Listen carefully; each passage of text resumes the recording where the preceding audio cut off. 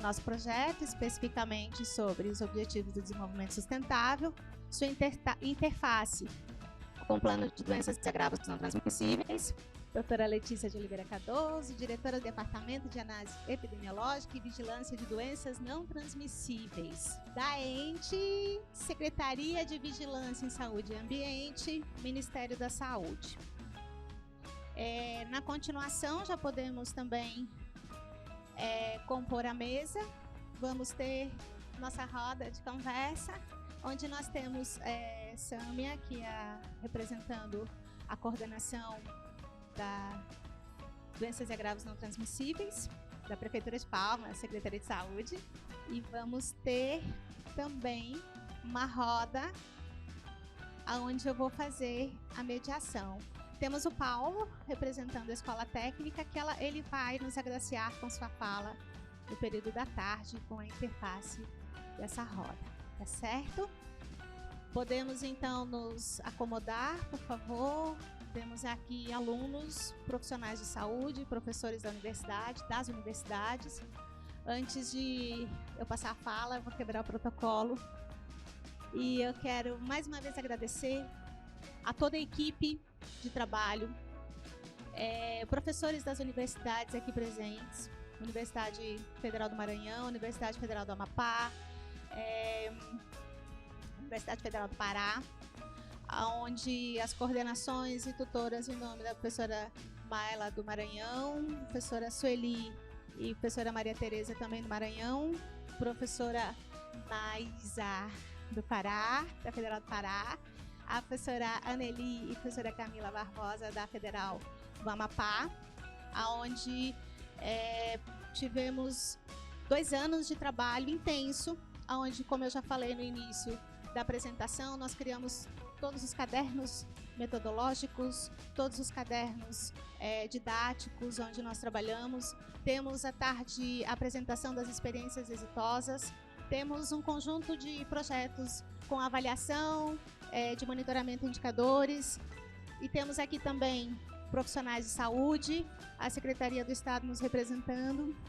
E eu não posso deixar de agradecer publicamente a professora Caroline Roberta Freitas Pires, que esteve no início do projeto, onde nós desenhamos inicialmente o projeto e aí a vida nos colocou em processos diferentes, que eu sou eternamente grata por uma parceria que nós começamos, também com o Ministério da Saúde, com o Programa Academia da Saúde, onde nós desenvolvemos formação e educação permanente no Estado do Tocantins, em todas as academias do Estado. Então, muito obrigada a todas as pessoas, a equipe presente, o professor Basoli, a professora Renata, Persiliana, que é irmã, né? Já estamos aí na fraternidade de trabalho, além que extrapolou o trabalho, já temos uma rede de carinho, de acolhimento. E Marcelo, que está se incorporando agora, professor Gerlei, e Adailton, que é o nosso apoio administrativo, que está sempre presente em todos os momentos, de forma incansável. Então, eu quero pedir uma salva de palmas à equipe toda, onde sem todos nós não estaríamos aqui. Muito obrigada. Eu passo a fala agora à doutora Letícia, que é a nossa representante da SBSE, Ministério da Saúde. Obrigada, Marta. Bom dia, gente, de novo.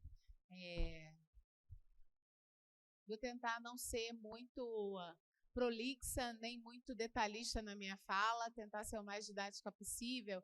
E a ideia aqui dessa apresentação, né, para compor a mesa, é fazer uma articulação entre os marcos normativos, marcos globais, planos locais, né, o nosso plano de Dante, e trazer a importância, né, com dados epidemiológicos das doenças crônicas não transmissíveis e alguns agravos.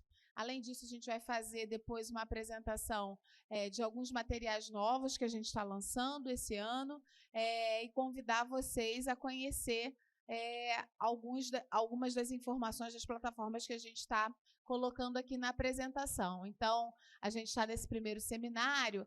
Eu queria fazer, antes de entrar no meu tema, especificamente, que a Marta me incumbiu de falar aqui, falar um pouco da onde eu estou inserida, qual é esse lugar de fala, né? Vem uma pessoa do Ministério da Saúde para falar sobre um projeto que a gente está descentralizando a execução para esse conjunto de universidades em parceria aqui. Mas da onde vem esse lugar de fala, né? O Ministério da Saúde, gente, ele é composto por um conjunto de secretarias, tá? Essa secretaria que a gente faz parte é a Secretaria de Vigilância em Saúde e Ambiente. Nessa gestão, ela ganhou o A. Ela era SVS, né, uma secretaria aí de 20 e poucos anos, e ganhou o A para incluir o ambiente na vigilância em saúde, num movimento global de associar a saúde humana com a saúde ambiental e a saúde animal num conceito de uma só saúde. Então, eu queria destacar isso aqui. E dentro dessa secretaria, a gente tem 10 departamentos, né? Um conjunto de departamentos que fazem vigilância de doenças não transmissíveis, transmissíveis, emergências em saúde pública. Nós temos um instituto que fica no Pará, né, que é o IEC, que faz averiguação de patógenos em primatas. Então, a gente tem um conjunto de ações, e eu quero convidar especialmente a todos os alunos aqui da universidade a conhecerem e navegarem pelo site da secretaria para entenderem de onde que a gente está falando, porque quando a gente é acadêmico, né, está se graduando, a gente vê aquele monte de sigla, vê aquele monte de órgãos, mas não sabe exatamente de onde que a gente está, do que a gente está falando. E esse departamento que eu dirijo, né, é um dos departamentos da SVSA, que tem como a sua competência principal três áreas, tá? Uma, gerir os sistemas de informação. Então, a gente é gestor do sistema de informação de mortalidade, nascimento e de notificação, de agravos de notificação, SINAM. Além disso, a gente faz a vigilância de doenças e agravos não transmissíveis e seus fatores de risco. Então, as doenças crônicas envolvidas numa coordenação geral, que está presente aqui a Geórgia, e a coordenação geral recém-criada de vigilância de violências e acidentes e promoção da cultura da paz, que a professora Anaísa foi nomeada ontem. Então, nós temos aí 2 áreas de vigilância que a gente tem a competência de realizar no nível nacional. Então, aqui só para vocês conhecerem, né, como que se dá a organização desse departamento por meio dessas 3 coordenações gerais que eu falei, que envolvem todas essas ações, que eu não vou me detalhar aqui, mas para vocês terem a magnitude, né, que além de todas as doenças crônicas, as violências, os acidentes, a gente ainda faz a gestão dos sistemas de informação SIM, SINASC e SINAM. Então, é um departamento que tem, hoje, 85 pessoas, e que tem muito trabalho. Eu queria destacar que, dentre as ações da Secretaria de Vigilância que se iniciaram nessa gestão, na gestão da ministra Nízia e do presidente Lula, foi publicada uma portaria pelo gabinete da ministra, que é a 618 de 2023, no ano passado, em maio do ano passado, fomentando um grupo de trabalho de ação de saúde na Amazônia, o ASA, para executar o Plano de Saúde da Amazônia Legal, o PSAL. Então, essa portaria ela faz interface, né, ela dá um norte e prioriza ações na Amazônia Legal. Por isso, também, a conjunção da interlocução desse projeto com uma prioridade de governo da ministra Nízia e do presidente Lula. E aqui trazer para vocês o tão citado, né, Plano de Dante, como vocês já ouviram falar na mesa de abertura várias vezes, a colega da prefeitura mencionou também, né? Ele é um plano que tem uma projeção de ações para a década de 2020 a 2030, né, em conformidade com a Agenda 2030 e também com o Objetivo do Desenvolvimento Sustentável, e ele vem trazendo ali ações para tentar diminuir a ocorrência de algumas doenças e alguns agravos, né? Em prioridade, nas doenças crônicas, as cardiovasculares, os cânceres, diabetes, doenças respiratórias crônicas, por meio da diminuição de seus principais fatores de risco. E aí eu vou falar com vocês quais são eles, né? São o tabagismo, o consumo de álcool, a inatividade física, a alimentação não saudável, a obesidade e a poluição atmosférica. E dentro dos agravos, a gente trabalha também no plano de Dante com os acidentes e as violências tanto as autoprovocadas quanto as interpessoais, tá?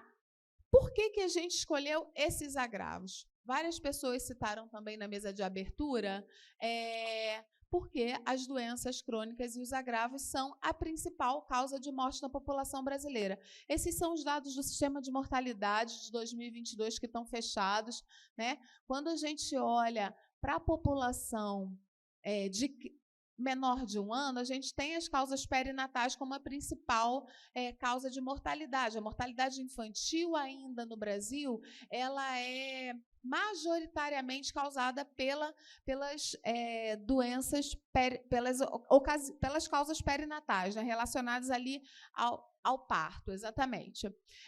De 1 a 9 anos, 10 a 19 anos, 20 a 29, 30 a 49 são as causas externas. Aqui a gente vai fazer uma pequena diferenciação. Quando a gente olha para 1 a 9 anos, a população infantil, a causa externa que mais mata a criança hoje, qual que é, gente? Quem sabe? Já que eu estou numa plateia de estudantes. Afogamentos. É o número 1. Foi uma coisa que me espantou quando assim, eu tomei... eu era originalmente da área de doenças crônicas, eu não estudava causas externas, e quando a gente começou a detalhar esses dados, a gente viu que os afogamentos são a principal causa de morte de criança pequena, entre 1 e 9 anos. De 10 a 19 e até 20 a 29 são os acidentes de trânsito. E, em segundo lugar, homicídios, tá? Por causas violentas. 30 a 39 acidentes de trânsito. Então, são causas externas aí que a gente tem que monitorar, né, e realizar ações de prevenção. E depois de 50 em diante, a gente tem aí as doenças do aparelho circulatório, seguido das neoplasias, doenças do aparelho respiratório, né, que são as nossas doenças crônicas, compondo aí sempre os 3 primeiros lugares das nossas causas de morte. Tá? Então, esse ranking está atualizado e eu também convido vocês a conhecerem essas estatísticas com mais detalhe. Por conta disso, por conta dessa situação, desse quadro epidemiológico que a gente observa, é que a gente tem um plano para enfrentamento a essas doenças e agravos. Inicialmente, no ano de 2011, na década passada, né, esse plano ele era exclusivo para doenças crônicas não transmissíveis, e ele, na mudança da década, ele abarcou também os agravos, né, as violências e os acidentes. Então, ele passou a ser chamado, para a década de 21 a 30, de plano de Dante, doenças e agravos não transmissíveis. Tá? Aqui tem o QR Code, para quem não conhece e quiser baixar, e ele tem indicadores e metas. A gente tem ali, está pequenininho, eu também não vou me detalhar, mas a gente tem indicadores tanto para as doenças crônicas, quanto para os agravos. Agravos e violências estão nesse aqui, não sei se meu ponteiro vai funcionar. Vai. Aqui são os acidentes e violências, aqui são para os fatores de risco para as doenças crônicas, e aqui são para as doenças crônicas. Então, a gente tem indicadores que a gente elege como indicadores importantes para monitorar a situação desse grupo aqui de doenças e agravos, e metas que a gente estabeleceu no plano de acordo com metas internacionais e globais, e também metas factíveis. Não adianta a gente pensar que a gente, num processo que a gente vem há décadas crescendo a obesidade, que a gente vai diminuir ela numa década em 20%. Esse é o nosso desejo? É o nosso desejo, mas a gente sabe da factibilidade e da dificuldade para tantos problemas complexos como esses, da gente propor metas que são inatingíveis. Então, a gente pensou na factibilidade quando ele foi construído. Esse plano foi construído em consulta a áreas técnicas de diferentes atores no nível central, estadual, municipal, em conjunto com pesquisadores. Foi a consulta pública, então ele é um plano criado colaborativamente, tá?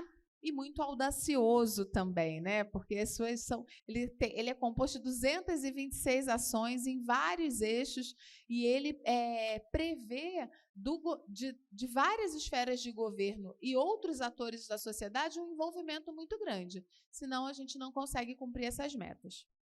Aqui, então, eu vou começar a trazer alguns dados para vocês dos últimos anos, né, com base nos sistemas de informação que a gente gerencia e a gente tem monitorado. Né? As doenças cardiovasculares, respiratórias, crônicas e diabetes mellitus compõem o conjunto das principais doenças crônicas que a gente tem monitorado. E aqui eu estou trazendo um indicador que chama mortalidade prematura, gente. Por que a gente chama de mortalidade prematura? Porque é um indicador que a gente prevê que não é natural que a pessoa vá a óbito por conta dessas doenças nessa faixa etária. Então, é uma mortalidade prematura, é uma mortalidade que poderia ser evitada. Esses indicadores, esse indicador ele vem caindo, tá? Ao longo do tempo. A taxa aqui de mortalidade por ele vem caindo, embora tenha tido uma tendênciazinha aqui de aumento, né, do último ano, mas ele vem no ritmo de queda. A expectativa é que ele diminuísse aqui, ó, a projeção para a gente atingir a meta é que ele diminuísse aqui, mas ele não está seguindo a nossa projeção para a gente atingir a meta. Por que não está? Porque, especialmente, os fatores de risco que levam a essas doenças, com exceção do tabagismo, não estão melhorando. Então, outros indicadores como inatividade física, alimentação saudável, excesso de peso, eles não estão caindo. E isso faz com que a mortalidade não caia. Por mais que nós tenhamos avançado muito nos últimos anos na intervenção precoce para esse grupo de doenças, a mortalidade não tem caído. E aqui eu vou trazer esse indicador comparando aqui os estados da Amazônia Legal, né, que estão inseridos no projeto. Essa linha aqui cinza é o Brasil, e quando a gente olha os estados da Amazônia Legal, eles estão tendo uma tendência diferente do país. Por que isso? Porque a gente está num momento da transição epidemiológica diferente na região da Amazônia Legal, quando comparado para o resto do país. Então, a gente tem vários estados com tendência de aumento de mortalidade por essas causas, porque as doenças infecciosas estão diminuindo ou estão sendo mantidas, mas as doenças crônicas estão aumentando a sua letalidade na região da Amazônia Legal. Eu queria chamar a atenção para isso, dessa tendência diferente e, portanto, da importância da gente intensificar intervenções para quebrar essa tendência que está acontecendo aqui na região. E aí, mostrando para vocês aqui a obesidade, né? No meio, com um triangulinho, é o Brasil, e os estados da Amazônia Legal apresentando também tendência de aumento da obesidade. Atividade física no lazer, a gente tem observado uma crescente, né? E os estados da Amazônia Legal também seguindo a mesma tendência. Prevalência do consumo de frutas e hortaliças, o consumo recomendado, né? O Brasil está aqui, ó, ele teve um aumento e agora um declínio. Nos anos de pandemia, a gente tem, esses últimos anos aqui, do período pandêmico, a gente tem observado uma tendência à estabilização e até de declínio. A gente sabe que a gente sofreu um impacto social e econômico muito importante nos anos de pandemia que explicam essa estabilização e até esse declínio do consumo, mas a gente vê aqui uma certa variação nos estados da Amazônia Legal, alguns, né, com uma situação abaixo do consumo recomendado, a maioria deles, e o estado azul aqui, que é Palmas, a capital de Palmas, com consumo melhor que a média do Brasil.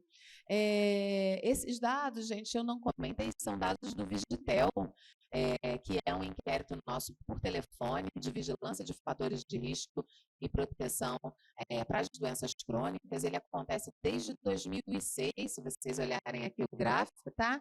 É um inquérito de mais longa duração do país, é um patrimônio do Ministério da Saúde, eu costumo dizer.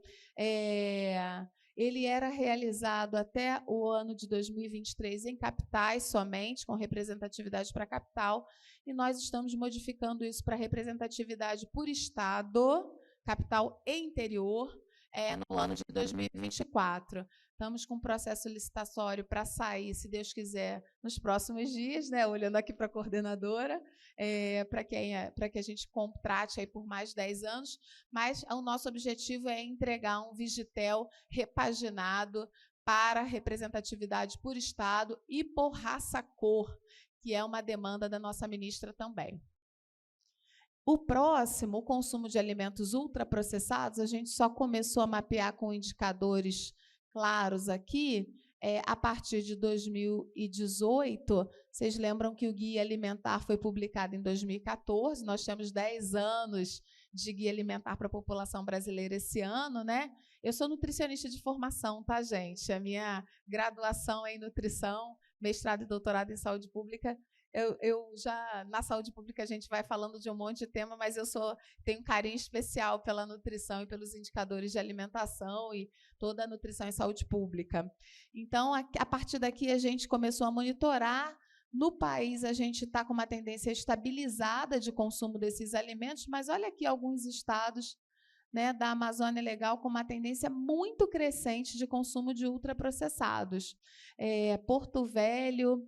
Desculpa, capitais, tá? Que eu estou falando de estados, mas Porto Velho, a gente tem aqui também, ó, em cinza, deixa eu ver, cinza claro, Rio Branco, Porto Velho, com uma tendência de aumento, chamando a nossa atenção, né, da introdução desses alimentos numa proporção muito alta, né, de 5 mais grupos de alimentos ultraprocessados anteriores a entrevistas, nos chamando a atenção e nos chamando à ação também para evitar o consumo desses alimentos.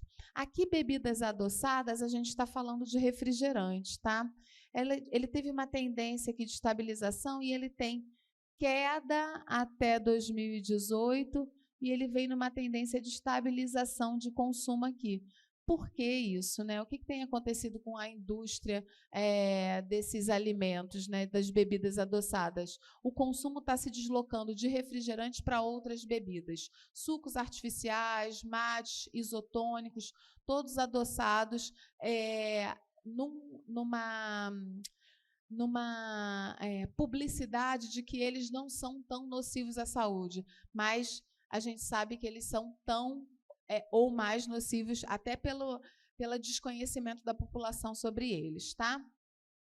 O consumo abusivo aqui de bebidas alcoólicas, olha, no Brasil a gente tem uma tendência de aumento, tá?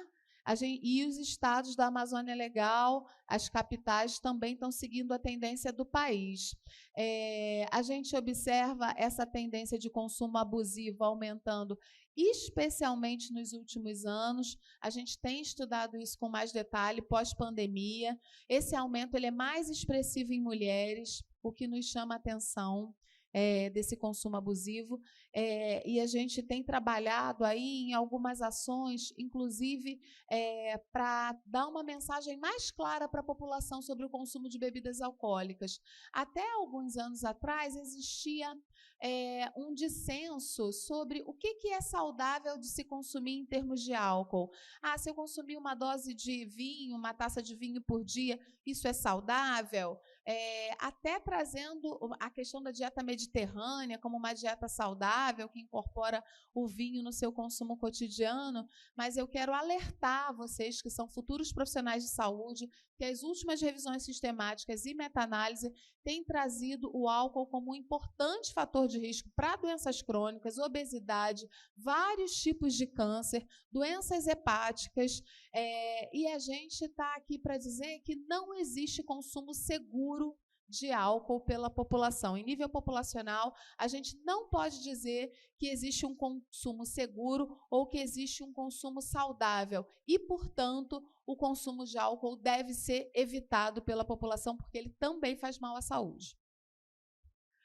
A prevalência de fumantes, como eu falei, ela vem em queda e ela tem aqui as capitais da Amazônia Legal têm seguido essa mesma tendência, com uma leve variação aqui para Porto Velho, tendo um aumento aqui.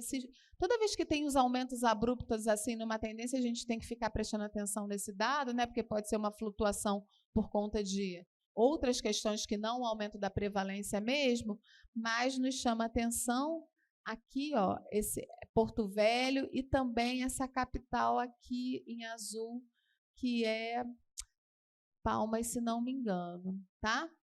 Ou Rio Branco. Agora eu não sei o tom do azul aqui, se eu estou falando certo. Acho que é Rio Branco, na verdade. Então, isso aqui nos preocupa muito. A gente tem observado essa tendência de queda. No Brasil, a gente está atualmente com uma prevalência nas capitais de fumantes de 9,3%. A gente tem monitorado também o uso de dispositivos eletrônicos de fumar, os vape, pod, cigarros eletrônicos. Quando a gente olha para a população acima de 18 anos, a prevalência geral pelo Vigitel é 2% do total de 9%, né? Então não é uma prevalência super expressiva para adultos, mas quando a gente olha para os dados da PENSE, que eu não sei se vocês conhecem, que é a Pesquisa Nacional de Saúde Escolar, a gente vê que 23% dos jovens de 16 e 17 anos já experimentaram vape, ou seja, 1 em cada 4. Então, isso chama a nossa atenção.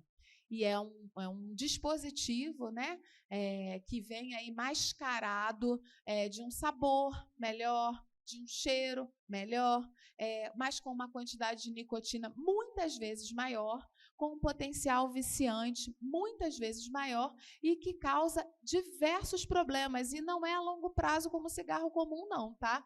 É a curto prazo.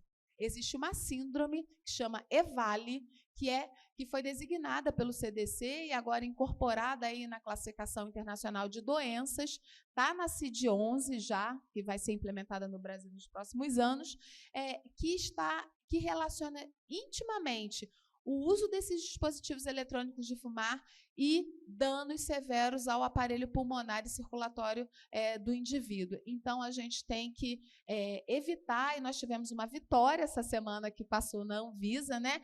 A proibição foi mantida, a votação foi unânime e a gente, né, continua se posicionando contrário ao uso e à venda e propaganda desses dispositivos. O que a gente precisa fazer é aumentar o esclarecimento da população sobre o uso desses dispositivos eletrônicos de fumar. Aqui, além de trazer os fatores de risco para doenças crônicas não transmissíveis, eu vou trazer alguns dados de acidentes de trânsito. O óbito, tá, gente, ao longo do tempo, por acidentes de trânsito. Eu quero mostrar, eu fiz um pincelamento aqui desses estados aqui de cima, né, mostrando que para alguns estados da Amazônia Legal, a gente tem uma estabilização, alguns, Alagoas e Nordeste, né, Amapá e a Amazônia, a gente tem tido um aumento, tá? Então, os acidentes de trânsito também têm nos preocupado, em especial os acidentes com motociclistas. Esse aqui é o grupo de causas de acidentes de trânsito entre os motociclistas, e a gente tem observado um aumento, aqui uma estabilização, aqui um aumento, e aqui uma estabilização. A gente tem observado que esse indicador de mortalidade, ele é um indicador que nos preocupa. A gente tem um compromisso internacional de reduzir na década a mortalidade em 50%, mas as projeções mostram para a gente que a gente não vai conseguir. Nós temos um país onde a frota de motocicletas ela expandiu nos últimos anos de uma maneira muito importante. Nós temos algumas razões para isso, né? Nós tivemos um desemprego aí acentuado nos anos pandêmicos que jogou uma parte do trabalhador de baixa escolaridade para essas funções. Nós temos uma precarização desse ambiente de trabalho, a uberização do trabalho, trabalhadores sem direitos nenhum, tendo que cumprir prazos de entregas assim curtíssimos, podendo ser descredenciados se eles não cumprirem os prazos, nenhuma regulação nesses aplicativos, nessas empresas digitais, e a gente tem, portanto, um aumento da mortalidade nesse grupo de trabalhadores que a gente tem trabalhado ali junto aos outros atores para tentar diminuir, mas é um problema de saúde pública, porque, inclusive, esse grupo de trabalhadores, né, eles têm consequências permanentes. Eles são jovens, em geral são jovens, são pretos e pardos, que vão perder ou a vida ou vão se acidentar e ter uma sequela permanente e vão ficar impedidos de trabalhar. Às vezes são pais de família e não levam mais o sustento para sua casa, com várias consequências emocionais, psicológicas, econômicas e sociais. Então, é um problema importante para a gente. A mortalidade no trânsito e entre os motociclistas tem nos chamado a atenção, porque a mortalidade e a internação, sobretudo a internação, aumentou em 92% no país nos últimos 5 anos. Então, é algo que nos chama a atenção e exige ações de vários setores para a gente diminuir essa mortalidade. Por fim, eu estou entrando no meio para o final da nossa apresentação. É muito importante, né? Eu imagino que vocês já falaram isso várias vezes, né, Marta? Mas a gente não pode passar por essa apresentação sem fazer esse link, né, do plano de andante com os Objetivos de Desenvolvimento Sustentável, que tem objetivos comuns: criação e fortalecimento de políticas e programas intersetoriais, conforme eu tenho falado aqui, organização de serviços em rede, né, que é o que a gente também se esforça, construção de governança de processos, produção de informações baseadas em evidências, controle social sempre presente nas nossas ações, inovação na gestão, na pesquisa e nos serviços de saúde e convergência com diversas políticas nacionais. Então, tanto os Objetivos de Desenvolvimento Sustentável quanto o Plano de Dante trabalham nessa premissa. E isso é que faz, né, uma interface tão produtiva e profícua desses dois marcos legais e poder capacitar profissionais, gestores, estudantes nessa linha é muito importante. E aqui só uma interface entre os indicadores que a gente monitora, né, no Ministério da Saúde, na Secretaria e no nosso departamento. Dentro dos indicadores de desenvolvimento sustentável, na coordenação que está aqui na pessoa da doutora Geórgia, né, os indicadores que a gente monitora pelos ODS no nosso departamento são 10 indicadores, nas doenças crônicas são 3, na coordenação de vigilância de violências e acidentes, também aqui na pessoa da professora Anaísa, né? Professora que eu vou começar a falar doutora Anaísa, né? Como gestora. E na nossa coordenação geral de informações e análises epidemiológicas, 5 indicadores que estão voltados aqui para a mortalidade materna e infantil. Nós também monitoramos no nosso departamento dentro da secretaria. O detalhamento está aqui, eu vou deixar a apresentação para vocês, tá? Mas para chamar a atenção que a grande maioria deles, né, quase a totalidade, está ligada ao Objetivo de Desenvolvimento Sustentável número 3, mas que a Coordenação Geral de Violências e Acidentes, de Vigilância de Violência e Acidentes, ainda responde pelo indicador 16, que é sobre homicídios. Trazer para vocês, para quem não sabe ainda, né, que a gente publicou mais ou menos um mês, né, Geórgia?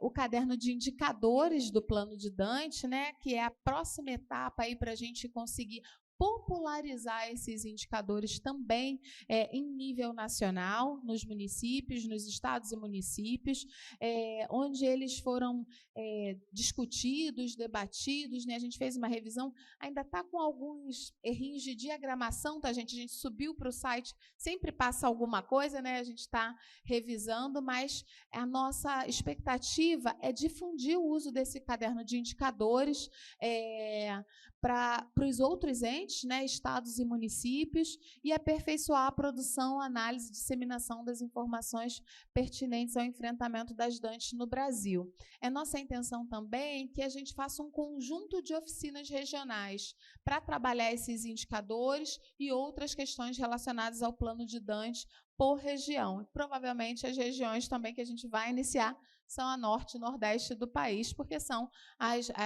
o nosso foco de ação prioritário. Tá? Esses indicadores eles foram construídos com base numa ficha de qualificação que tem um conjunto de detalhes que vão especificando desde a fonte da informação, o método de cálculo, detalhes como... Ai, meu Deus, gente, não enxergo. A regularidade, isso, desculpa. Limitações desses indicadores, porque o que ele se propõe e o que ele não se propõe é muito importante também, tá, gente? Não sei o quanto vocês estão estudando epidemiologia, mas é muito importante que a gente conheça o que o indicador traduz para a gente de informação e o que ele não dá informação, né? Qual é a limitação dele. Então, ele foi composto nessa ficha de qualificação, isso está dentro do caderno explicando direitinho para cada um dos indicadores. E aí, aqui também métodos de cálculo e exemplos, né? Com a série histórica, com as metas, tanto para a meta intermediária, né? Que a gente está em 2021, vai para 2030, como para a meta final. A equipe fez a projeção final das metas para esses indicadores. Então, a gente apresenta nesse caderno não só o método de cálculo, né, de maneira didática, as fontes que vocês têm que utilizar, mas também as metas esperadas de alcance das ações. Vou comentar muito rapidamente que essas ações também, acho que especialmente para os mais jovens, acho que é importante, né? Esses indicadores que a gente está trabalhando, que fazem a interface com o ODS e o plano de DANT, muitos deles vão compor a RIPSA. Eu não sei se todo mundo conhece ou já ouviu falar da RIPSA. A RIPSA é a Rede Interagencial de Informações para a Saúde. Ela foi criada em 1996, ficou descontinuada por alguns anos, tá? As pessoas as instituições foram desmobilizadas, não tiveram incentivo e os indicadores não foram mais calculados para o país. Envolve não só o setor saúde, mas diversos atores, o IBGE, o IPEA, diversos atores, academia, que vão se reunir para compor esse conjunto de indicadores para nortear políticas públicas, inclusive do Sistema Único de Saúde. Retomou o trabalho, essa rede, né, com a liderança da Secretaria de Saúde Digital, a CEIDIG, é uma secretaria nova dentro do Ministério da Saúde, em agosto de 2023, e os grupos, aqui é um exemplo das instituições membros, tá? Então, tem diversas universidades aqui representadas, o INCA, o IPEA, conforme eu mencionei para vocês, a Fiocruz, a Fundação Getúlio Vargas, várias instituições, né, que compõem esse grupo que está lá trabalhando para gerar essas informações, e eles trabalham por meio de comitês de gestão dos indicadores. E tem esses diversos comitês aqui, né? A gente está trabalhando diretamente com o comitê de mortalidade, morbidade e fatores de risco, tá? Ou apoiando ou liderando a condução desses indicadores, da construção desses indicadores. E por que a gente trouxe? Porque a presença desses indicadores fazem convergência nas metas do plano de DANT. Então, é mais um espaço, né? É um espaço também que a gente está colocando as DANTs dentro de um conjunto importante de indicadores que monitoram a situação social, econômica e de saúde da população. Aqui são exemplos, tá, dos indicadores que fazem essa interface, como, por exemplo, prevalência de fumantes atuais, consumo abusivo de bebidas alcoólicas, participação relativa de alimentos ultraprocessados no total de caloria do consumo alimentar, prevalência de atividade física suficiente no tempo livre e prevalência de excesso de peso em adultos. Eu quero agradecer mais uma vez o convite, agradecer o compromisso das instituições acadêmicas que estão aqui presentes, a participação de todos os profissionais, dos gestores estaduais e municipais, do corpo técnico das universidades também, que estão envolvidos aqui nesse projeto, colocar o nosso e-mail para contato se alguém quiser informações adicionais. Eu tomei a liberdade de colocar minha rede pessoal aqui, que na verdade é uma rede que virou mais profissional, para que vocês tenham conhecimento e acompanhem outras ações que a gente vem desenvolvendo no departamento. Muito obrigada. Obrigada a Letícia, né, pelos dados. A gente vai seguir uma organização. Vocês podem fazer as perguntas que vocês tiverem nos papeizinhos, e depois o Márcio, junto com a equipe, passa para fazer a coleta das dúvidas, e a gente faz os questionamentos, sugestões, dúvidas para a mesa após a fala da nossa coordenadora das doenças e agravos não transmissíveis do município de Palmas, a Sâmia Jesus Andrade, que vai, então, fazer a fala em nome da nossa Secretaria de Saúde, tá certo? Sempre que eu vou iniciar minha fala, né, agradecendo a presença da nossa diretora Letícia e dizer que é sempre muito bom, é uma aula, né, quando ela traz os dados e ter o Ministério aqui pertinho, né, conosco, trazendo todo esse conhecimento. E quando eu falei no início, sobre a leitura do Plano de Dante, né, do livro, porque eu acho que de uma suma grandeza os dados que eles nos trazem. E ver a nossa situação ali em Palmas é de grande importância, porque daí a gente consegue ver a nossa atual realidade e ver o que a gente precisa de fato melhorar, o que a gente precisa de fato avançar e discutir políticas para melhorar esses índices e essas estratégias. Vamos trazer um pouco da nossa realidade, né? Enquanto Dante, nós fazemos um levantamento falando das mortes prematuras, né, na idade entre 30 e 69 anos. No ano de 2023, nós tivemos cerca de 554 mortes nessa faixa etária. E dessa faixa etária, 296 foram por doenças crônicas não transmissíveis, uma taxa de 55,3%, onde a gente vê a nossa realidade, o que nos preocupa e o que faz com que a gestão trace metas com indicadores e objetivos para a gente diminuir essa nossa realidade.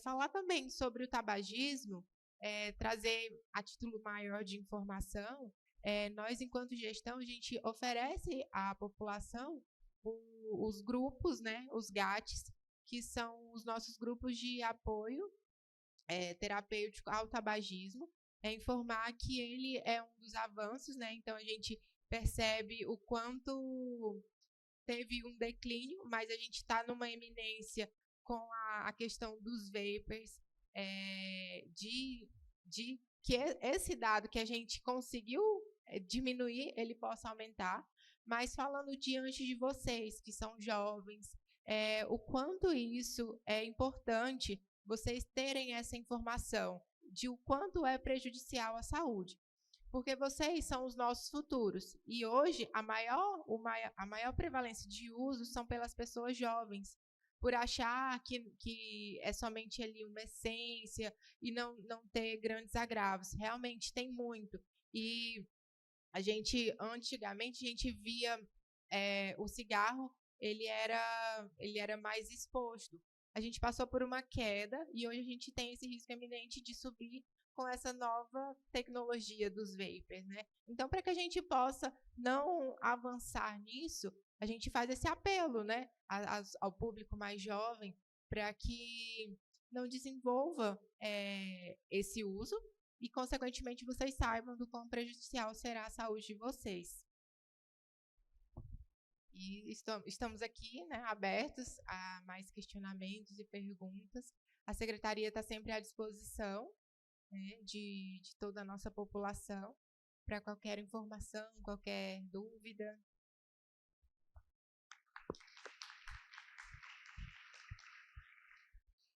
Obrigada, Sâmia, pela tua exposição dos dados do nosso município de Palmas, né? O apelo que a gente faz em relação às vapes que Letícia já colocou. A maioria das informações que estão colocadas, sobretudo o que aparece como política pública, PENSE, Vigitel, indicadores, monitoramento, os profissionais de saúde que estão aqui, eles já têm o conhecimento dessas informações. Mas entre termos conhecimento das informações e efetivamente conseguirmos mudar esses indicadores, nós temos um caminho, e é esse caminho que a gente tem que fazer coletivamente. E é esse caminho que a gente também trabalha, né, na perspectiva da formação, que os alunos, como nós temos aqui um público seleto e heterogêneo, temos várias pessoas, seleto porque vocês se colocaram como seletos na vinda até aqui, para que a gente possa aprender, para que a gente possa discutir e para que a gente possa avançar, porque o convite foi feito a muitos, mas poucos, né, se colocam como protagonistas do Serviço Único de Saúde na possibilidade de mudarmos os indicadores para que a gente possa minimizar e diminuir os quadros que Letícia nos apontou, tá certo? Então, mesmo que vocês não conheçam com profundidade, os profissionais de saúde conhecem, e vocês que estão em formação, já têm esses conteúdos um pouquinho entendidos, esses conceitos um pouquinho entendidos. Eu agradeço, mais uma vez, que essas informações elas fiquem como sendo fundantes e fundamentais na prática de saúde, quando quem não está no serviço, na ponta do serviço, possa trabalhar quando chegar na ponta do serviço. Tá certo? É isso que a gente tem aqui na mesa. Perguntas, por favor.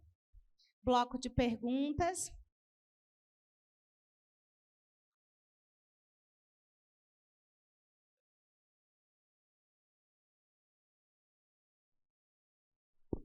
Eu não trouxe, né, os determinantes. Aqui eu trouxe o mapeamento dos fatores de risco e da mortalidade, né, que é a ponta do iceberg, é o que a gente não quer chegar, né?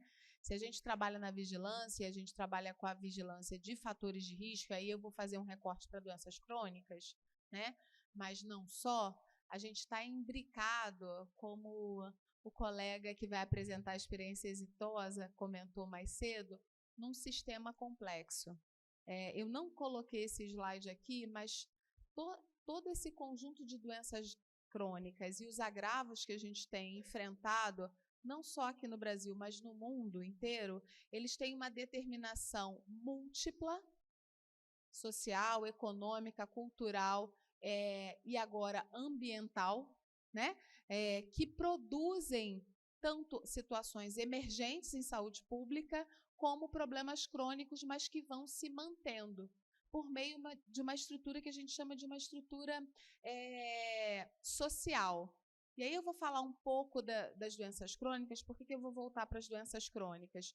Porque a gente tem determinantes que não só são sociais do ponto de vista do acesso à renda, mas são determinantes que têm a ver com a conformação da nossa sociedade, né, e dos meios de produção que a gente vive. Quando vocês estudam sociologia, antropologia na formação de vocês, ou mesmo na atuação de vocês, né, na pós-graduação, em outros espaços, a gente está querendo dizer o quê? Que esse meio social e essa estrutura socioeconômica que rege a nossa sociedade, que é capitalista, ela é produtora de riqueza e de muita desigualdade, né? E essa desigualdade, ela vai se refletir em comportamentos e acesso a serviço de saúde. Então, qual é o papel do Estado dentro desse sistema complexo, né?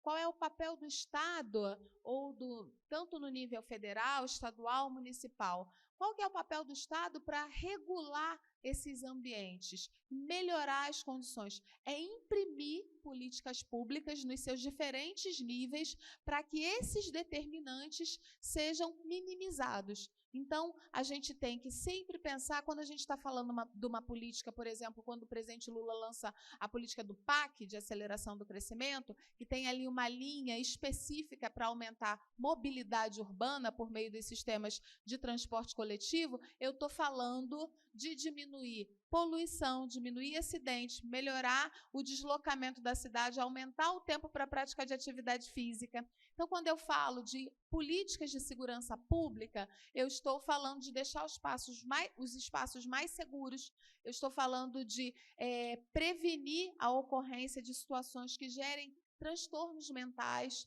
Então, são diversas frentes que a política pública tem que interagir. A saúde, aí eu vou voltar para a sua pergunta, que a saúde tem que interagir para promover o que a gente chama de ação intersetorial. Foi a primeira linha ali, né, da nossa convergência de ação. Então, é papel da saúde, muitas vezes, protagonizar o debate, e a gente puxa muitas vezes, tá? Então, a gente estava comentando com a colega do Estado, como é que é o nome dela? Terciliana, sobre acidentes de trânsito, né? É um problema de saúde pública, eu falei aqui na minha fala, mas como é que a gente previne acidentes de trânsito? A gente previne só com a educação? Qual é a ação mais efetiva hoje para diminuir lesão e mortalidade no trânsito? Que todo o globo já sabe, discutiu, e a OMS já colocou redução da velocidade nas vias urbanas. Essa é a medida mais efetiva para diminuir a gravidade da lesão e a mortalidade por lesão. Todos os outros fatores de risco são importantes, mas a velocidade, ela agrava a situação. Se você pensar que uma pessoa bebeu e está devagar, é uma coisa, ela bebeu e está rápido, é outra coisa. Ela está sem cinto, ela está devagar, é uma coisa, ela está sem cinto e ela está rápido, é outra coisa. Ela está sem capacete, ela está devagar, é uma coisa, ela está rápido, é outra coisa. Então, o excesso de velocidade é uma medida que é intersetorial.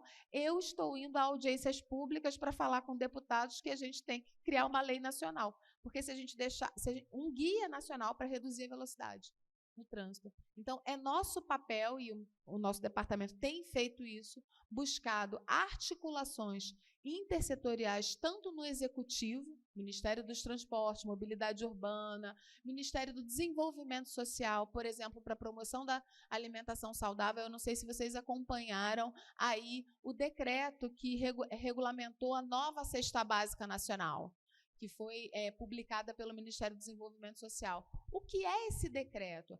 É um decreto nacional que orienta que a Cesta Básica Nacional, ou seja, alimentos que vão ficar isentos de tributos, eles sejam minimamente processados ou in natura. O que parece óbvio, né? Parece óbvio, mas nós não tínhamos uma diretriz nacional e cada estado tinha sua própria cesta básica, algumas com salsicha, outras com salsicha e miojo. Então, coisas assim, produtos que não devem ser consumidos com isenção fiscal, né, dentro da cesta básica.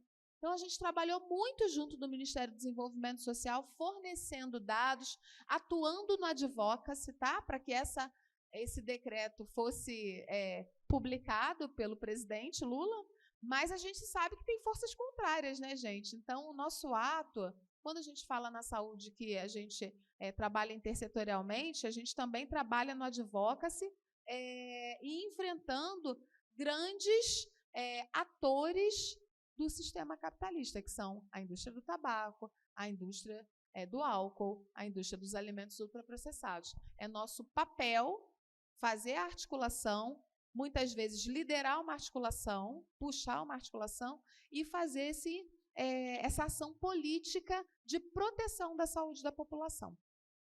Bom dia a todos. Meu nome é Régina, eu sou assistente social, trabalho na política de assistência social há anos. Estou aqui convidada pelo evento, representando a Comissão Intergestora e Bipartite, a CIB da Assistência Social. Eu gostaria, doutora Letícia, que a senhora falasse um pouco sobre essa interface da política de assistência social com o Plano Dante, né, para a gente compreender aí até um pouco mais do que podemos fazer juntos.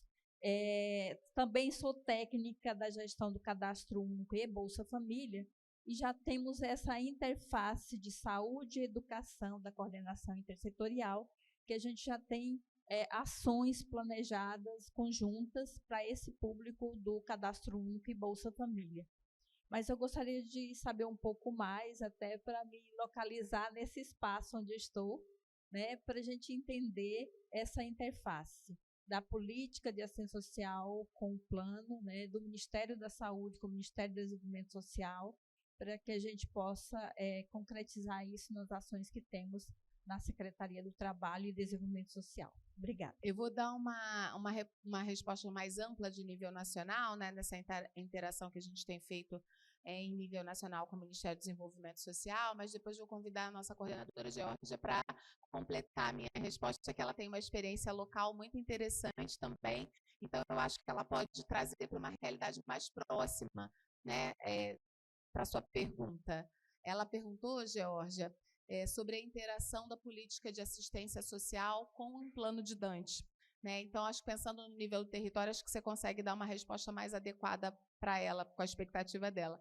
Mas pensando em nível mais macro, né? A gente tem desenvolvido, especialmente mais recentemente, ações não voltadas na vigilância, não voltadas exclusivamente para a população do cadastro único, digamos assim, né? Mas a gente tem evidenciado níveis de desigualdade para todos esses fatores de risco, para toda essa morbidade, mortalidade associada por renda e escolaridade. A gente tem trabalhado nessa perspectiva, fornecendo essas informações para eles, né, e apoiando políticas mais recentes, né? Eu posso falar mais recentemente tanto da cesta básica que a gente comentou, da agricultura familiar, a gente tem trabalhado muito proximamente, e a gente tem trabalhado também com outras ações sempre voltadas para a garantia da segurança alimentar e nutricional da população, que são ações que têm sido desenvolvidas mais fortemente, né? Porque o combate à fome é um dos pilares, aí, uma das diretrizes fundamentais do governo. Então, estão indo mais na linha da promoção da segurança alimentar e nutricional, tá? No sentido da vigilância, né, que aí eu estou falando da vigilância, mas a gente sabe que tem a atenção primária e tem a especializada, né? Mas no sentido da vigilância, fornecer subsídios e agir conjuntamente para fomentar essas políticas, em especial, eu vou falar mais especial, da segurança alimentar e nutricional. Mas eu queria passar a palavra para a Geórgia para ela complementar, né, como ela vê essa interação da política de assistência social e do plano de Dante mais voltada para o nível local. Na verdade, a assistência social, a questão da ação social e a saúde, eles sempre foram irmãos nas ações do território. E os núcleos de apoio, né, que antigamente chamavam NASF, que hoje é a equipe multiprofissional que existe na ponta, ele faz uma atuação de enfrentamento, ou traz a questão da assistência social. A gente tem, dentro da SAPS, da Secretaria de Atenção Primária, a questão do Bolsa Família. E um dos fatores é a gente que monitora, especialmente a questão alimentar, né? Porque o que é que a gente vê, o que é que a gente olha como condicionante, a questão da alimentação.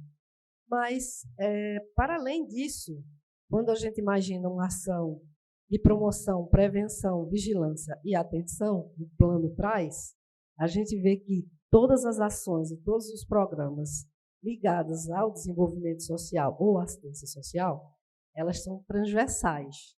Então, não tem como desvincular uma ação de saúde sem pensar nos determinantes e nos fatores que interferem sobre essa condição de adoecimento.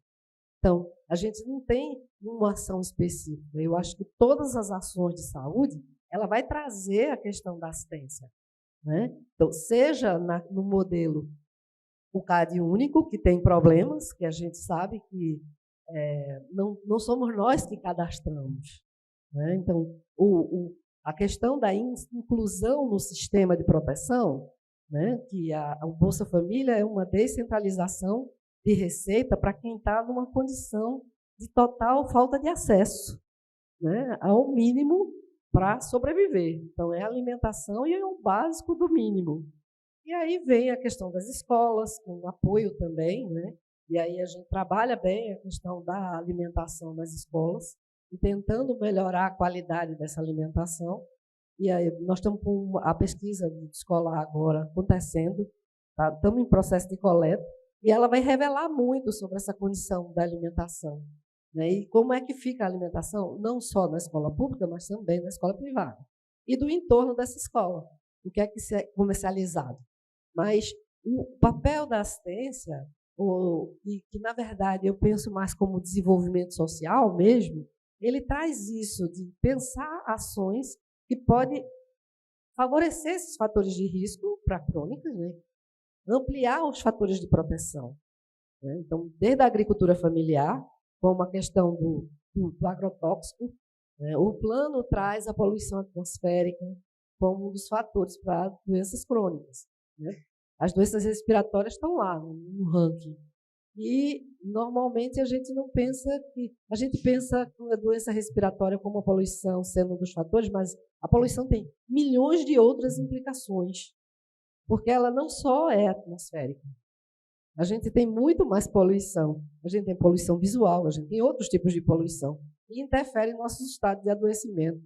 Então, os fatores são inúmeros, mas essa interface, né? Quem tem mais um pouquinho de tempo sabe que as secretarias de saúde eram secretarias de bem-estar social, Secretaria de Assistência Social e Saúde. Então, foram dois serviços que nasceram muito próximos. E vai continuar, porque tem muitas políticas que são transversais, não só a assistência social, mas a educação, e também uma política que cada vez mais precisa ser transversal dentro da saúde.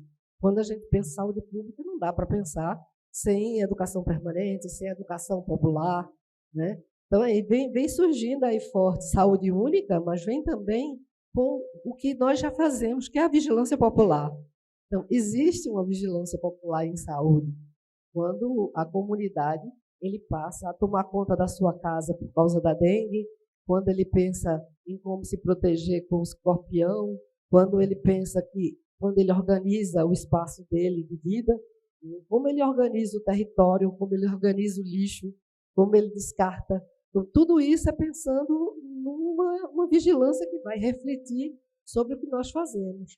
Que, na verdade, a gente monitora, aponta, acompanha, né, e avalia como é que está sendo feita essa assistência. Então, a gente tem ainda uma necessidade de pensar a atenção à saúde de uma forma mais ampla, e aí a política de promoção traz isso fortemente. A gente tem várias políticas que nos dão aparato para fazer um monte de ação intersetorial, mas, de fato, a gente ainda não consegue ir além das caixas, né? Então, fica aí para a gente refletir que a gente pode fazer um futuro melhor, se a gente parar de pensar isoladamente naquilo que a gente trabalha e pensar de forma mais transversal, intra e intersetorial. Bom dia a todas e todos. Letícia, obrigado por tua fala. Teu caderno já está sendo espalhado por aí pelas redes sociais. E era nesse ponto que eu queria tocar. O plano prevê, acho que, uma queda abrupta das mortes por câncer de colo de útero. Certo? E para isso precisamos vacinar. Só que nós temos uma questão que tem que se trabalhar, eu não sei como trabalhar isso, que são as mídias sociais. As pessoas se instrumentalizam de uma forma geral pelas redes sociais. E esse combate tem que ser dado também por lá, compreende? Encontros, conferências são importantes, mas eu acho que nesse caso específico, certo? As fake news, as questões envolvendo ideologia do ódio, certo? E isso tem que ser expressado dentro da universidade e discutido entre a universidade, certo?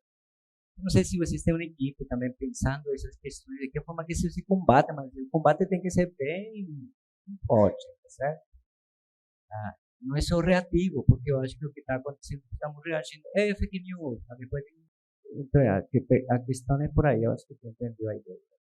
Vou comentar sobre a questão do câncer de colo cervicuterino, né? Ela é uma questão importante, é a segunda causa de morte entre mulheres, e a gente tem se preparado para a construção de um plano nacional de eliminação de câncer de colo uterino. Nós estamos ativamente, acho que semanalmente, né, Georgia, trabalhando no grupo, compondo esse grupo de trabalho, a nossa equipe especialmente está ligada a ele. Esse plano nacional, ele segue diretrizes do plano para as Américas da OPAS, que prevê 3 pilares, tá, gente? 3 pilares de ação importante e que mostram resultados efetivos para eliminação ou diminuição da mortalidade por câncer de colo uterino, que é um câncer prevenível. Né? Se a gente pode se prevenir de um câncer, esse é o câncer assim que tem uma vacina que previne contra ele. 90% hoje dos cânceres de colo cervicuterino são causados pelo HPV. Então, se 90% dos cânceres são causados por um vírus que a gente tem vacina, a gente conseguiria eliminar, certo? A gente conseguiria.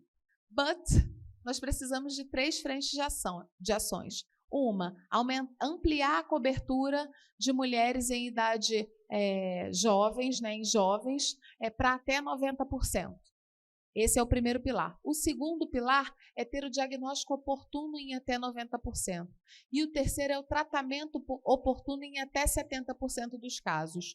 Vários estudos fizeram com que a OPAS propusesse essas metas. Então, nós estamos trabalhando em cima dessas metas. O que o governo, o que o nível nacional tem proposto, né, para a gente adiantar isso? Ampliado a cobertura, ampliado a informação. Você tem razão, professor, quando você menciona a questão da fake news. Assim, o Éder Gatti, que é o diretor do Departamento de Imunização, quem segue a mídia do Ministério da Saúde, né, o Instagram, ele está lá toda hora falando de fake news relacionadas às vacinas. Nós tivemos aí um descompasso no nosso país, né? Historicamente, a vacina é uma ação que toda a população sempre usou, sempre tomou, né?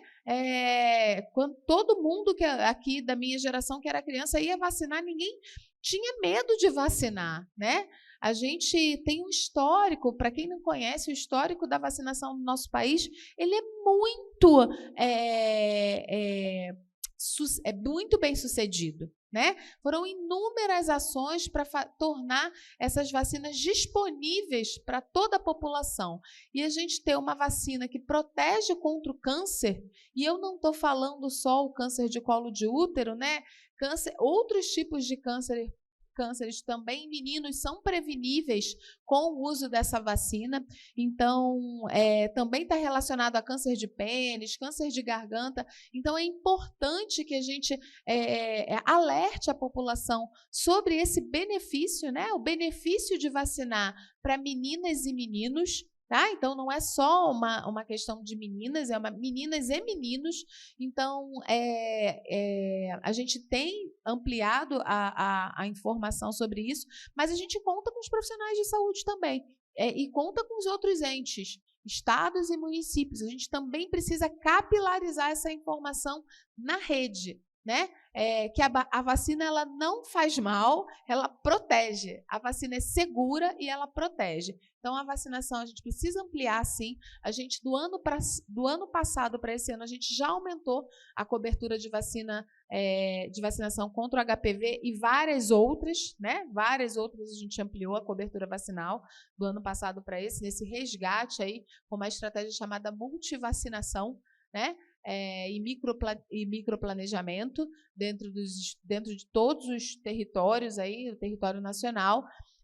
A questão do diagnóstico precoce para o câncer de colo, o estado de Pernambuco experimentou um teste rápido que foi desenvolvido aí a um autoteste, porque a gente sabe que uma das grandes barreiras para as mulheres, né, terem o diagnóstico precoce do câncer de colo uterino é irem ao serviço de saúde fazer o exame Papa Nicolau. Então, ela vai uma vez, aí ela não consegue, ela vai de novo, aí ela não consegue, ou ela vai, consegue, aí o resultado sai num outro dia que ela tem que faltar de novo ao trabalho para pegar esse resultado. Então, isso é uma barreira. A gente precisa minimizar essa barreira. Então, foi desenvolvido um autoteste pela Fiocruz, Geórgia. Pela Fiocruz. É porque, assim, às vezes eu esqueço, né? A gente tem que confirmar. Isso. E já foi aprovado pela Conitec, isso, pela nossa comissão de tecnologia para a incorporação no SUS. Então, muito em breve, as mulheres vão poder fazer seu autoteste e verificar ali se tem alguma anormalidade citológica, né, para procurar, então, um acompanhamento mais próximo. E a gente está ampliando o acesso na atenção especializada para o tratamento. Verdade. Obrigada, Geórgia. E um complicador da vacinação do HPV, que eram 2 doses, a gente passou a adotar uma dose só, que isso também amplia a cobertura este ano. Recentemente foi publicada essa recomendação. Então, assim, a gente está caminhando com ações para diminuir essa incidência de câncer e mortalidade por câncer de colo cérvico-uterino, que é um câncer prevenível e que a gente tem que combater.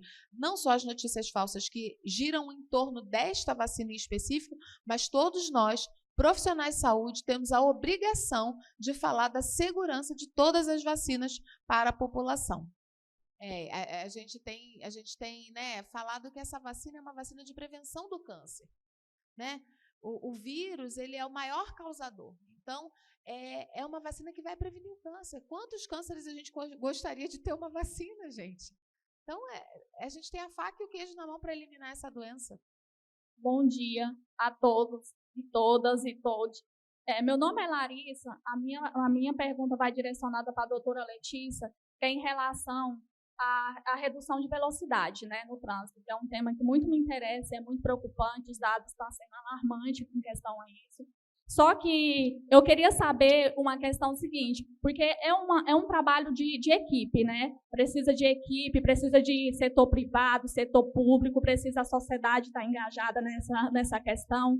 É porque a partir do momento que a indústria cria um carro com a velocidade de 200, 180, é como se estivesse entregando para a população uma arma que pode matar a vida dela, tirar não só a vida dela, mas comprometer a gente que está lá dirigindo na velocidade, né, certa, vir alguém bate e a gente acaba se envolvendo também, mais ou menos nessa questão.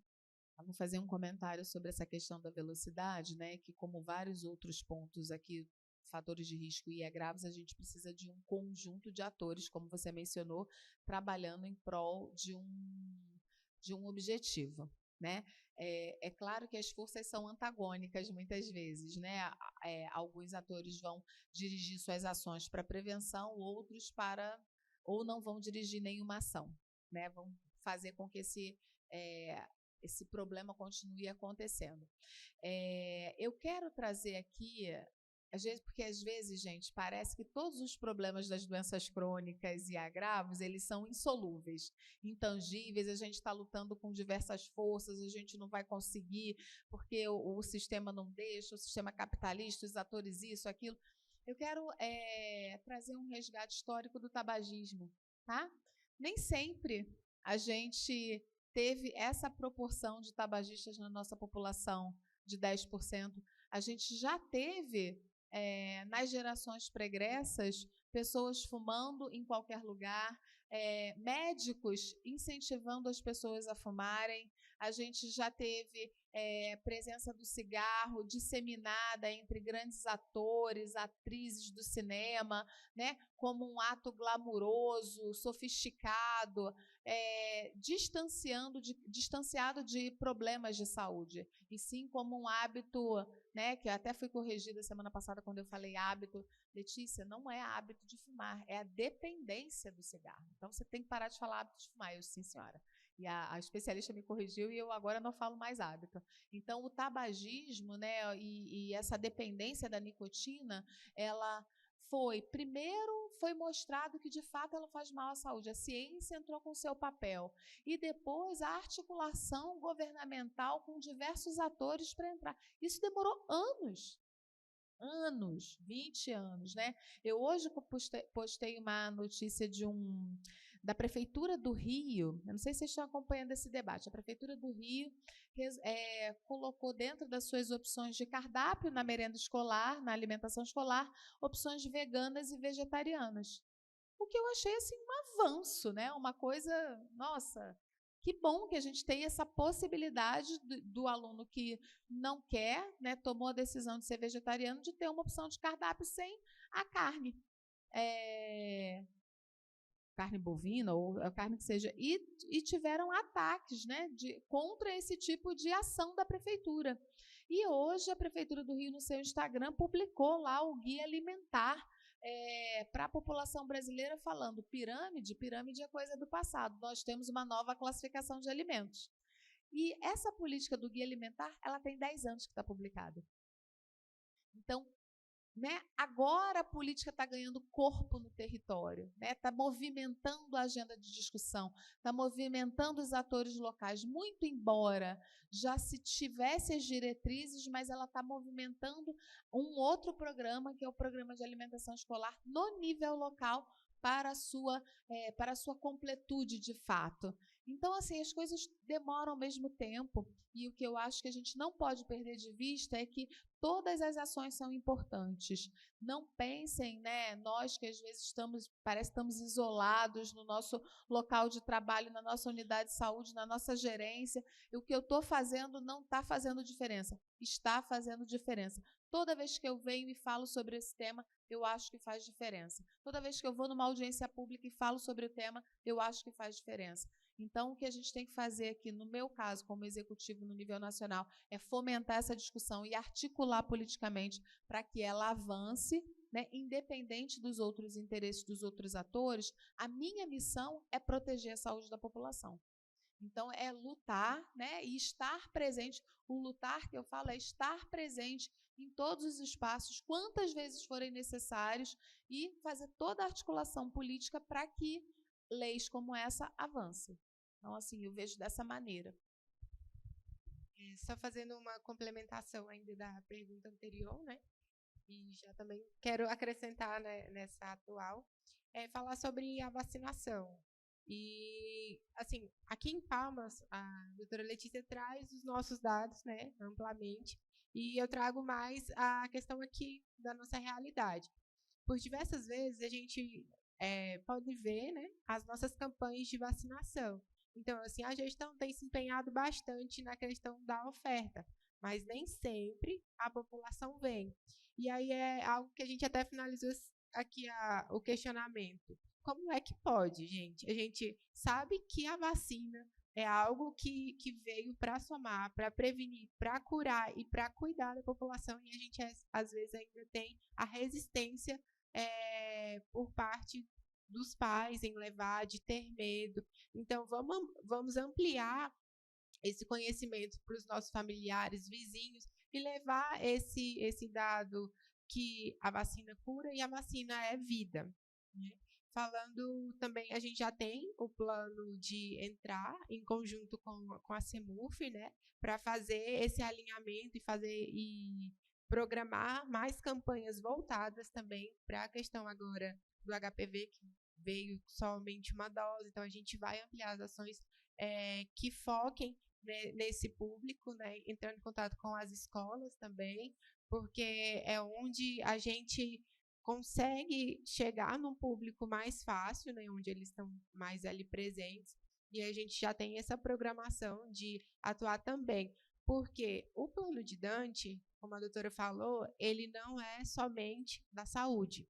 Se você for olhar a questão dos indicadores, ele envolve outras áreas, a segurança pública, a educação, a segurança, dependendo dos indicadores, a do desenvolvimento social. Então, tudo que você vai falar com ação, você também precisa de atuar em outras áreas sobre as temáticas dos indicadores. E a questão do tabagismo, quando eu falo dos grupos terapêuticos, né, nós temos aí nas nossas unidades, né, os farmacêuticos, eles fazem os acompanhamentos para essas pessoas que querem e têm o desejo, né, de parar de fumar.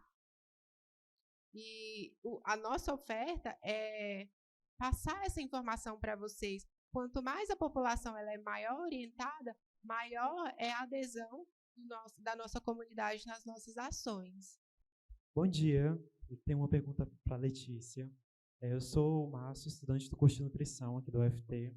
E quando a gente fala em doenças crônicas, claro, existe o fator de uma predisposição genética, mas a questão alimentar ser o fator principal relacionado ao agravo de doenças crônicas.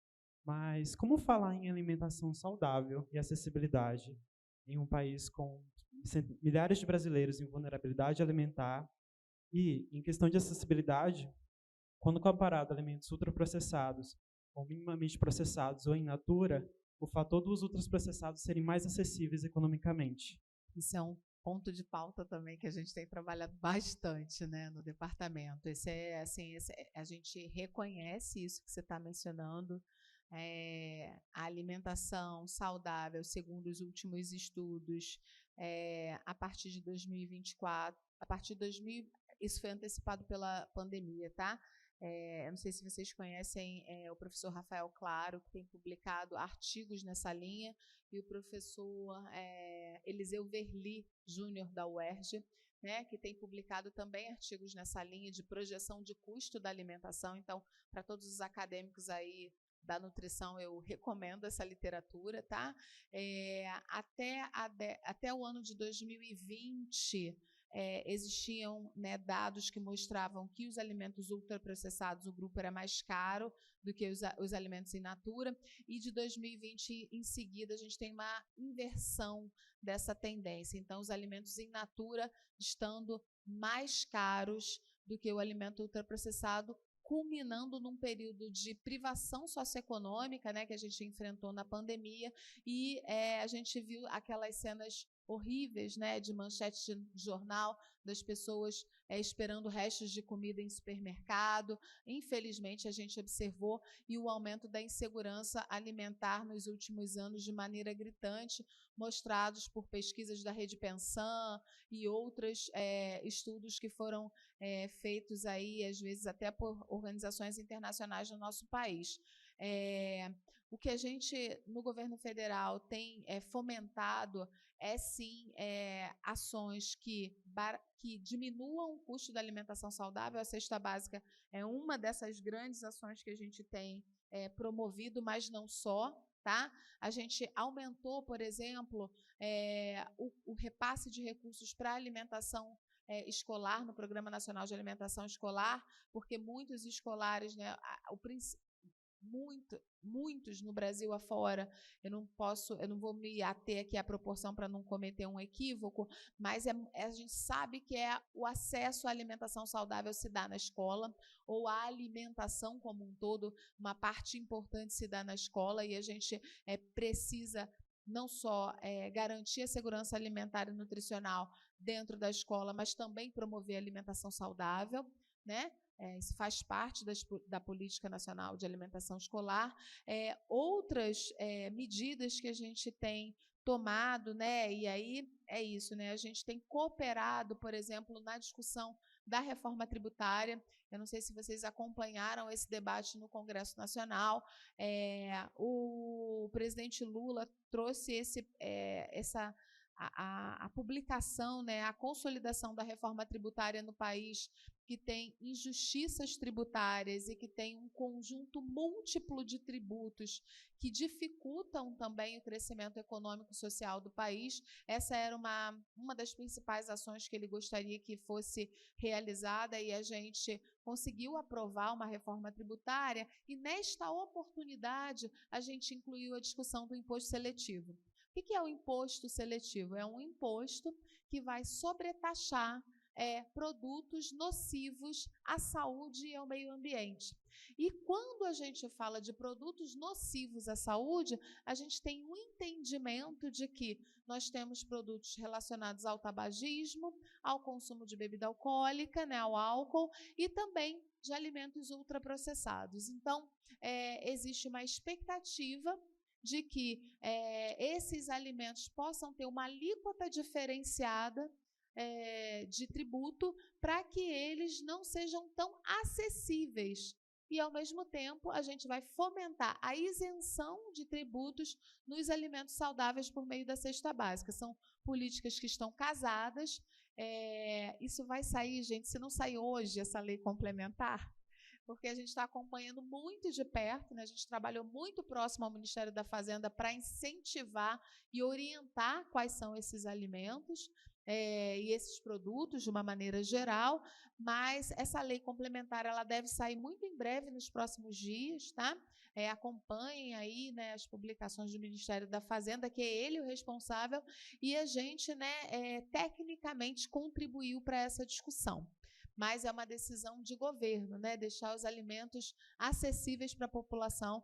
Nós queremos combater a fome e a insegurança alimentar e nós estamos alinhados dentro de todos os ministérios com esse propósito, tá? Mais alguma pergunta? Por favor.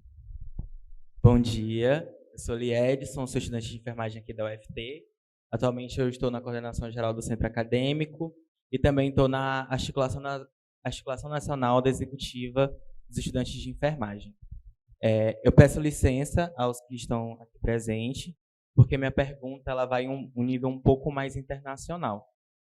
Pela primeira vez, o Brasil assumiu a presidência do G20, né, que é o grupo dos 20, e a minha pergunta é relacionada analisando a conjuntura que a gente está hoje, né? Esse debate ele vem sendo incluído nos debates do G20 pelo Brasil, principalmente a parte de ODS, né? Se vem sendo discutido e como vem sendo discutido, porque é uma discussão que, pelo menos para a gente, enquanto estudante, é de difícil acesso, é menos palpável a gente saber se está sendo discutido. Então, a minha pergunta é direcionada nesse ponto. Edson, tão interessante sua pergunta, querido, que eu estou me vendo eu tenho 25 anos de formada e eu estou me vendo, né? Gente, o que esse povo está falando? Né? Que parecia uma coisa tão distante, hoje eu estou lá com credenciamento para entrar no G20, né? Então, como é que essas coisas mudam, né? E como é que a gente vai se apropriando e do porquê que é tão importante esse debate em nível mais internacional e mais global, né? Porque a discussão dos ODS, claro, está muito presente no G20. Pelo lado da saúde, né, a gente vai levar duas bandeiras muito importantes, e aí a gente está falando como Ministério da Saúde do Brasil para tentar capitanear algumas discussões no globo, né, dentro do G20, no globo não, né, dentro do G20, que são dois eixos importantes que a gente vai levar como prioritários para a discussão relacionada à saúde. Uma é a saúde digital. Né, o quanto a digitalização da saúde pode fomentar ações preventivas e a assistência e a geração de informação útil para a intervenção na saúde. Né? Então, assim, a gente tem investido em um conjunto de ações que algumas até já deveriam ter sido tomadas, né, da digitalização. A gente está concentrando essas ações por meio da Secretaria de Saúde Digital, mas o Meu SUS Digital, o SUS Digital Profissional, que foi um programa novo que a Secretaria CID lançou há pouco tempo, 99% dos municípios aderiram, facilitando o acesso do próprio usuário do Sistema Único de Saúde, o profissional e o gestor às informações, levando atenção especializada a lugares longínquos, onde o profissional não chega, mas a telesaúde é uma estratégia importante num país de dimensão continental como o nosso. A gente não pode esquecer, gente, que a gente tem um país que é um continente, né, muito desigual em termos de acesso e com situações importantes que a gente precisa olhar. Então, a telesaúde é uma oportunidade, né, de sanar aí algumas lacunas. Então, a saúde digital é uma bandeira, e a segunda bandeira é a relação da saúde e o ambiente. A gente também, como país de dimensão continental e com diferentes zonas nos trópicos, a gente enfrenta diferentes problemas ocasionados aí pelo aquecimento global e por todas as mudanças climáticas. Então, a gente experimenta mais abruptamente emergências em saúde pública por conta de questões climáticas, chuvas intensas, secas, né? O último ano teve uma seca aqui na região norte, assim, impressionante, né? Assim, os países os estados da Amazônia Legal experimentaram essa seca com queimadas. Ontem mesmo a gente estava falando disso, né, Marta, no carro. E isso é real.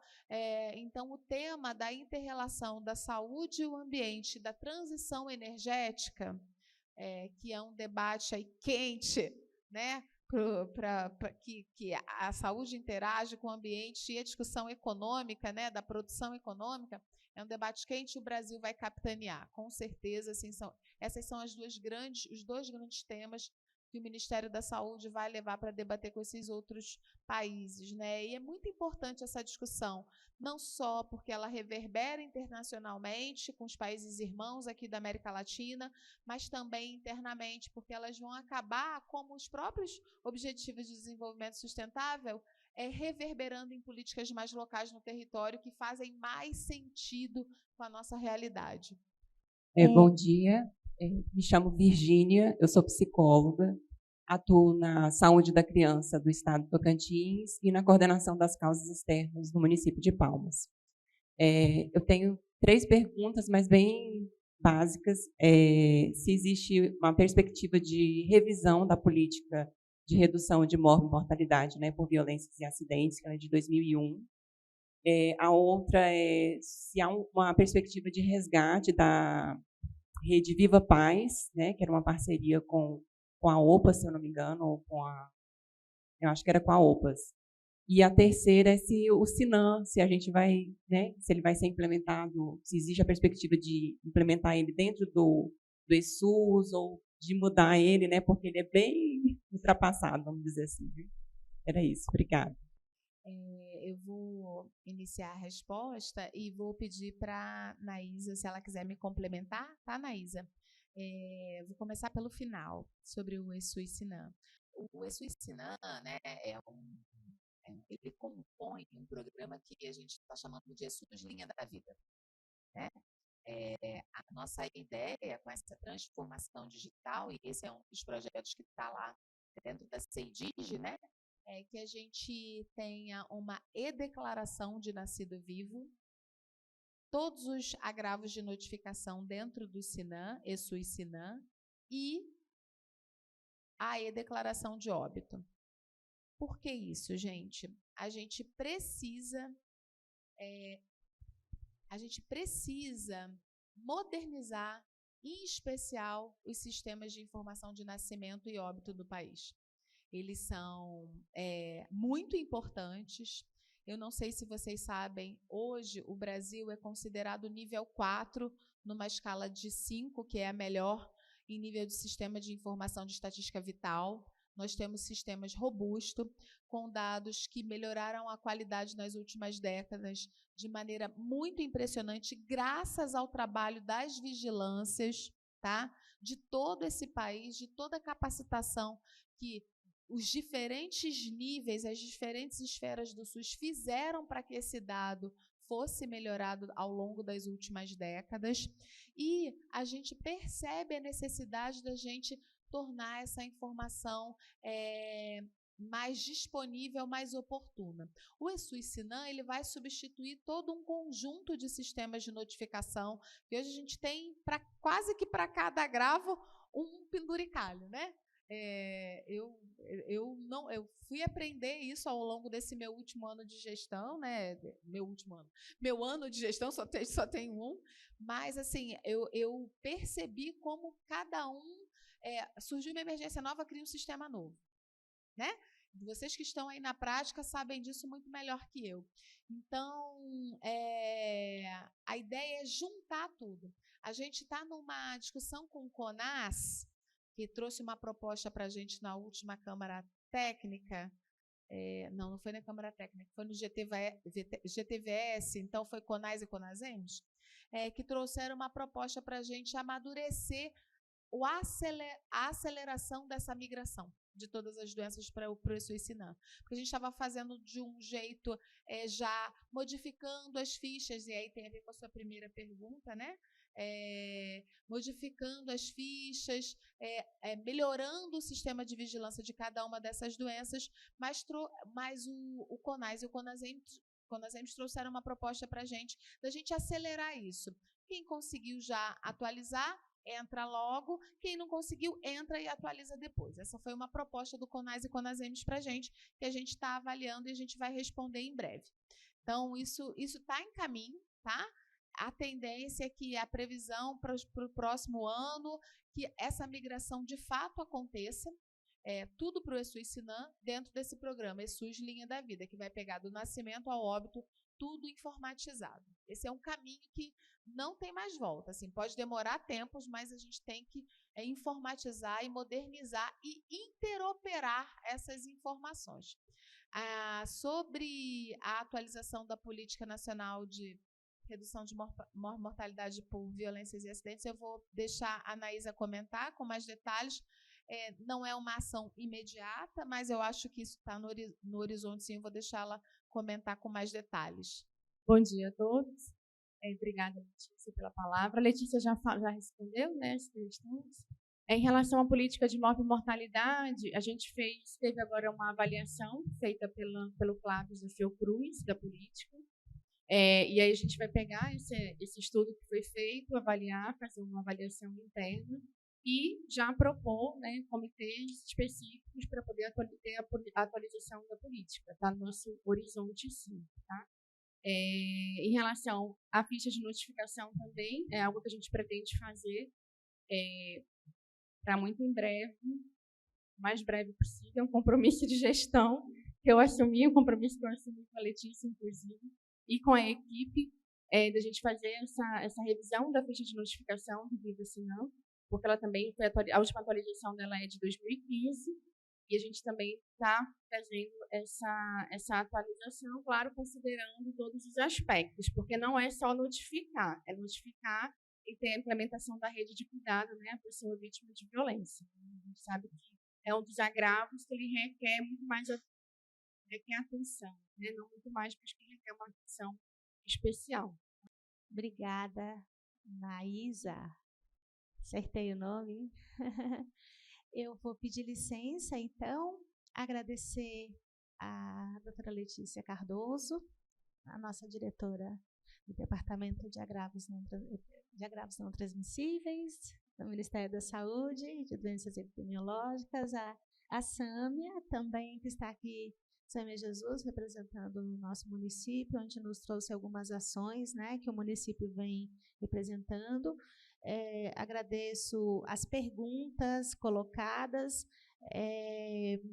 as dúvidas, que a gente sabe que elas são muitas, e o que eu coloco, né, algumas anotações rápidas do que me chamou mais atenção da fala das nossas duas expositoras, o que permeia o nosso processo de promoção em educação em saúde. Que todas as pastas, seja tanto do Executivo quanto Estado, né, e município, na ponta do serviço, a nossa tarefa é sempre aumentar ações para intensificar a mudança de modo de vida das pessoas.